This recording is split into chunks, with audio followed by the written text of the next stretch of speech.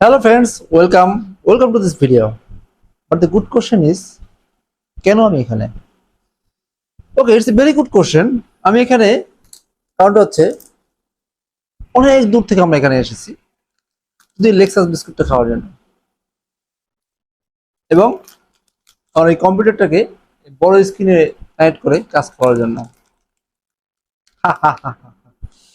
Yeah, it's funny, quite, but it's Lexus biscuit. আপনারা যদি Lexus biscuit খেতে চান চলে আসতে পারেন।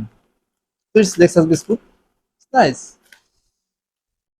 বাট খুব গুরুত্বপূর্ণ একটা পয়েন্ট হচ্ছে আপনি যদি কোনো একটা কাজ ঠিকভাবে শেষ করতে চান আপনাকে অবশ্যই এটার দিকে ফোকাস করতে হবে। ওকে, মোস্ট অফ দ্য পিপল মানুষ বলবে যে আমরা একটা কাজ অনেকবার প্র্যাকটিস করতে হবে, অনেকবার করতে হবে, কাজের করার জন্য কাজটাতে বারবার কাজের ট্রেনিং নিতে হবে। It's bullshit. অনেক মানুষ ট্রেন আপ করতেছে, অনেক মানুষ প্র্যাকটিস করতেছে।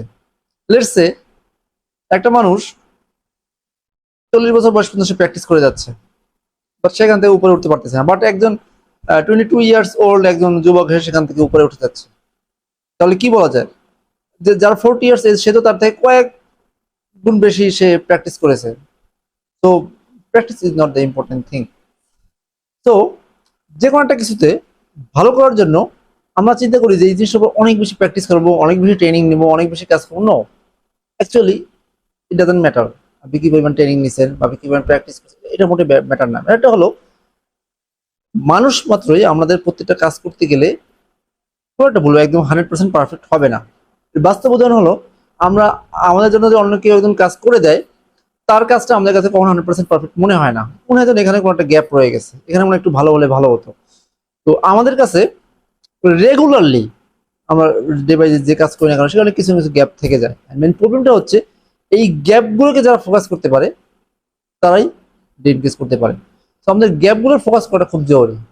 মেবি আপনি কোনো একটা কাজ করতেছেন, আপনি কোনোটা কিছু তৈরি করতেছেন, কোনোটা কিছু সেল করতেছেন, বাট ফার্স্ট টাইম আপনি ফেল করছেন। বাট আপনি এক্স্যাক্টলি জানেন না দ্বিতীয়বার কাজ করার সময় ফার্স্ট টাইম আপনি কেন ফেল করছেন।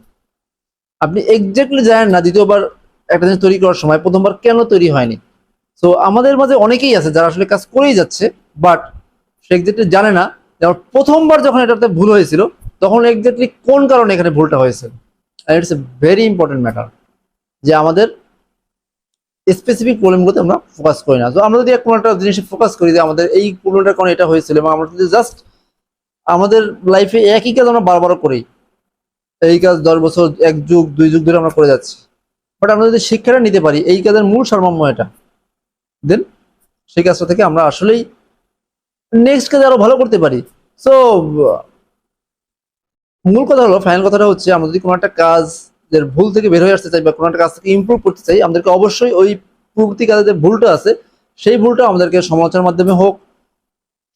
মাধ্যমে হোক কিংবা সেই ভুল কাজের শিক্ষাটা যেটা না করলে বা যেটা করলে এই ভুলটার হতো না সেই শিক্ষাটা আমাদের 100% নিতে হবে। That's it.